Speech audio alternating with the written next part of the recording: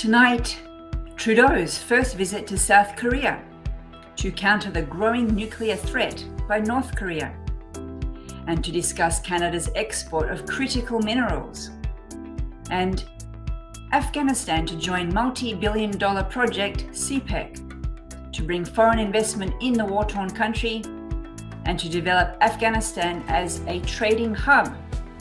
We cover stories about Binance, the world's biggest cryptocurrency platform, leaving Canada, Spain's Reconquista movement spreading fear of Islam, and India's message behind the upcoming G-20 summit in Kashmir. Assalamu alaikum and good evening. This is Muslim News Canada on Muslim Network TV. I am Catherine Bullock. Prime Minister Justin Trudeau is in South Korea discussing expansion of trade and challenges posed by North Korea. Trudeau is the first Canadian PM to visit South Korea in 9 years. The Office of South Korea's president said earlier that the two leaders will talk about critical minerals, which Canada exports to South Korea for use in their manufacture of electric car batteries. The two sides will also discuss North Korea's human rights abuses. South Korean President Yoon Suk-yeol has been trying to increase international pressure on North Korea, which has been expanding its nuclear-capable missiles. Yoon also aims to strengthen Seoul's voice in supply chain issues. This year, he met with the US President Joe Biden and twice with Japanese Prime Minister Fumio Kishida. Trudeau and Yoon will travel later this week to Japan to attend the G7 summit. A key agenda item of that upcoming summit is expected to be North Korea's nuclear threat. The leaders of the G7 countries will discuss Russia's war with Ukraine and China's increasingly assertive foreign policy. Binance, the world's biggest cryptocurrency trading platform, is leaving Canada. It says this is due to Canada's regulatory environment. A tweet by the company says it will be joining other prominent crypto businesses and withdrawing from the Canadian marketplace. The company says Canada's new guidance related to stable coins and investor limits makes it no longer a worthwhile market for Binance at this time. It says the company tried to put off the decision as long as it could, but it is apparent there is no solution except to withdraw. The company says despite being a small market, Canada held a sentimental value for the company because Canada is the home country of the firm's founder, Changpeng Zhao.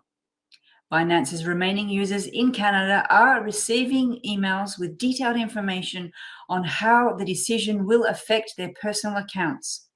Canadian securities administrators in February announced new guidance that prohibits users in crypto trading platforms to buy or deposit stablecoins without its regulatory approval.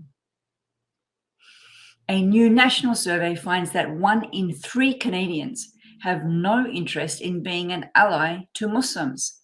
The survey was conducted by Leisure and Zabiha Halal. It is part of Zabiha's annual Sharing Halal campaign that aims to eradicate Islamophobia in the country. The survey finds that only 46% of non-Muslim Canadians consider themselves to be an ally to Muslim communities.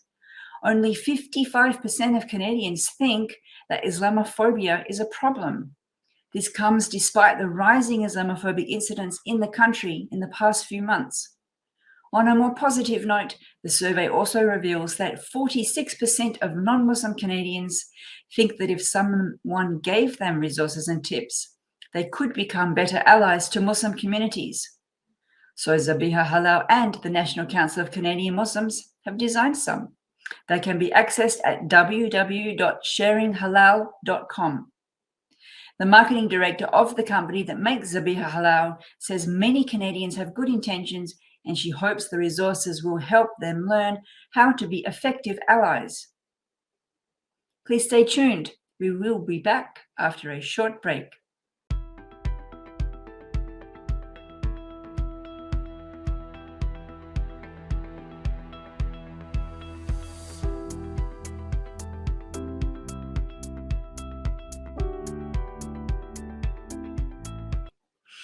A new movement in Spain called Reconquista is using Twitter to increase hatred and fear of Muslims and migrants in the country.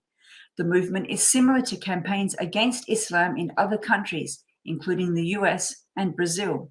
It spreads misinformation by operating fake accounts. These account owners pretend to be Islamic fundamentalists. They promote violent extremism and long for the days when Muslims were in power in Spain 6 centuries ago. The fake accounts are run by far-right nationalists in Spain. Reconquista takes its name from the Christians who reconquered the Iberian Peninsula from its Islamic rulers during the Middle Ages and expelled Muslims and Jews. The movement's rhetoric is similar to far-right groups in the US. The co-founder of a Princeton-based group, the Network Contagion Research Institute, says the overlap in tactics shows how far-right groups learn from each other. Recently, the Institute published a report on Reconquista, calling the findings a recipe for disaster. The report shows that world over, while countries may differ, the anti-Muslim and anti-immigrant memes are similar. A media source says the Institute worries such rhetoric is capable of leading to real-world violence. Afghanistan has announced its decision to join the multi-billion-dollar China-Pakistan Economic Corridor, or CPEC. A senior Afghan official says the move will help the landlocked country to become a center of trade and attract investment. He says the decision to join the mega infrastructure project is part of the Taliban administration's commitment to bring foreign investment to the war-torn country. In a video message, the official says CPEC will help Afghanistan become part of China's Belt and Road Initiative. This will bring projects in energy, railway, and other sectors to Afghanistan. Last week, Afghanistan's acting foreign and commerce ministers visited Pakistan to attend the 5th China-Afghanistan-Pakistan Foreign Ministers Dialogue. After the meeting, the three countries reaffirmed their resolve to fully utilize Afghanistan's potential as a hub for regional connectivity. India is set to host the third G-20 working group meeting in the Jammu and Kashmir region. India is currently the head of the 20-nation group.